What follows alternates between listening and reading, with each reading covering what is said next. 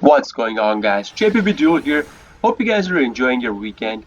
And for today's matchup, I'm bringing you a brick versus brick. No, sorry. I mean a prankkids versus invoked Shaddoll Dogmatica matchup. Now, my opponent starts off his turn by setting down one card, passing his turn. At this point, when I was playing the game, I did not know my opponent was playing invoked Shaddoll Dogmatica deck. I thought maybe he would be playing a deck that responds in order it responds to your summon and then they go into their combo. I was thinking, or maybe he was playing Numeron Network. That's the first thoughts that came into my mind when he set down one card past his turn. I draw into a card, Ghost Spell, not a card that allows me to combo.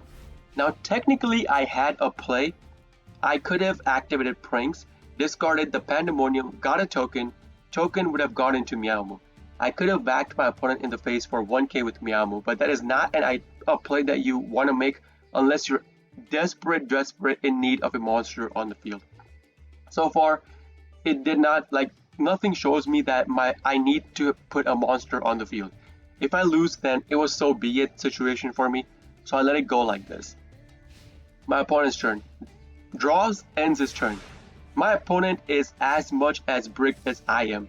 Now, on the fourth turn, I draw into my starter card. So, how do I do it? First, activate Harpies because I was worried about the back row set, which turned out to be a Called by the Grave, which would have been a combo stopper for me.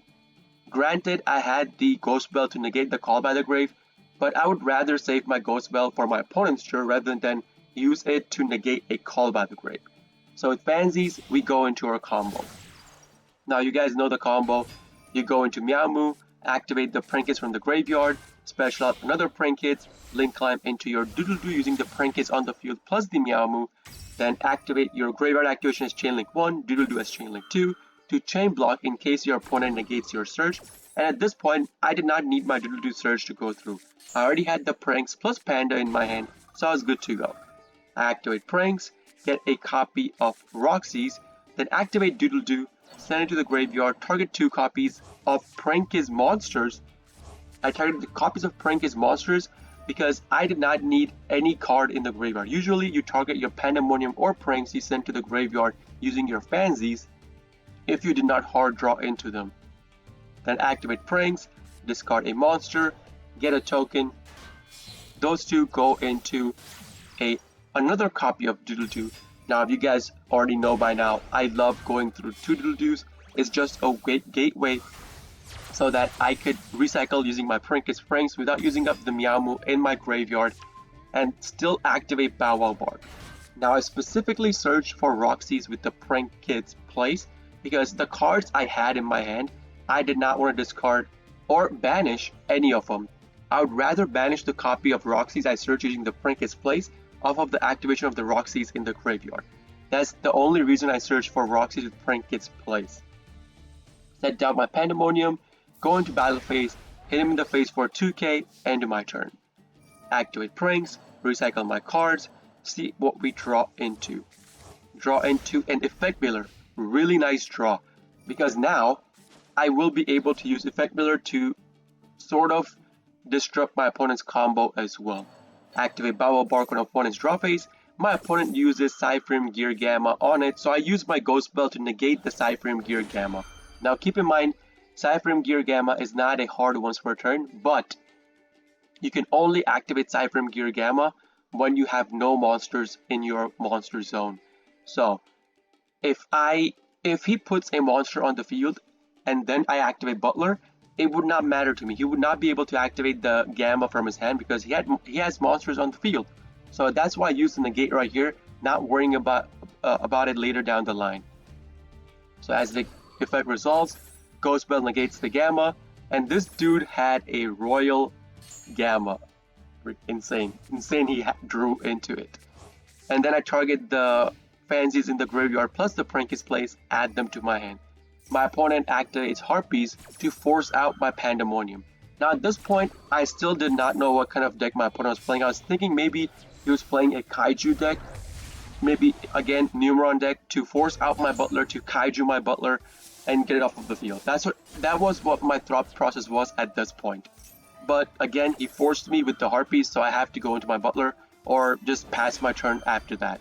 So I go into my butler thinking if he kaijus me, if he neural networks me, so be it. I'll deal with it as it comes through. So graveyard activations, you guys already know, 2 drops is in the field. I absolutely love doing that. So this right here, the terraforming still scared me because terraforming could go into a neural network, search for a neural network. So, but he searched for a magical meltdown, so that lets me know now that he's playing an Invoked Shaddoll Dogmatica deck. So he searched for magical meltdown, activates it, searches for an Alistair. Alistair, he's gonna normal on the field. Okay, so right here was pretty confusing for me because he first specialed out the Trickstar Corobane, and then he normaled out the Alistair. This was really confusing for me. I don't know why he did it this way, but he did it, so let it be. Gets the Alistair, searches for the Invocation. Alistair goes into the Artemis, and then he activates the Invocation to go into Mekaba. Banish Alistair, banish the Gamma from his hand, send to the graveyard the Gamma from his hand, go into Mekaba.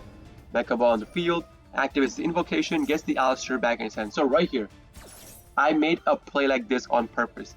I activated my Effect Veiler on the Mekaba because that way, if he uses Mekaba to negate my Effect Veiler, that means the Mekaba on the field is dead.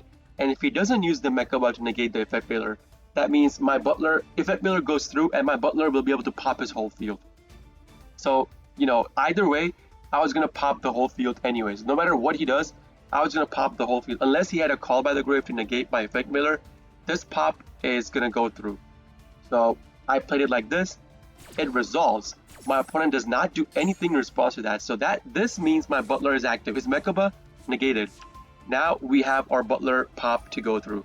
Once this whole thing goes down, I activate Butler, banish my Meowmoo, pop his field. And what do you know? He had another Invocation in his hand. So he drew Invocation, but he had no way to use it on his first turn or his third turn. And he has 2 Invocations now. He uses it, goes into the Agodius, which is a pretty useless card right now. So you guys will see. If you guys don't know what Agodius does, it says, if this card is special summoned or a monster is special summoned to your opponent's field, you can target one monster your opponent controls, destroy it. That's the only effect we care about right now. So with Agodius, he's going to target my Butler, but keep in mind, our Bow Wow Bark pop did go through. So our Prankkids monsters this turn are immune to destruction through card effects. So this is basically just him being, I don't know, I wouldn't say stupid, but like he misplayed right here, because once this whole thing was over, I did see his deck. He was running 2 Mekabas. He could have maybe gone into Mekaba, I don't know. He could have made other plays, but he uses Agodius to target my Butler, which, like, it doesn't pop my Butler because, again, Bow Wow Bark activation did go through. And once he sees this, he instantly scoops. I still had one more Butler pop to go through, and that's about it. That's going to be the end of the game, guys. If you guys do like this kind of videos, please consider hitting the like button, subscribing to my channel for more daily prank kid videos, and if you guys are interested in the live version of all this, I do live stream on Twitch, twitch.tv/jpbduel. Link along with my schedule is in the video description itself. You guys can check it out. With that being said, this is JPBduel signing out for today. See you guys in the next video. Peace!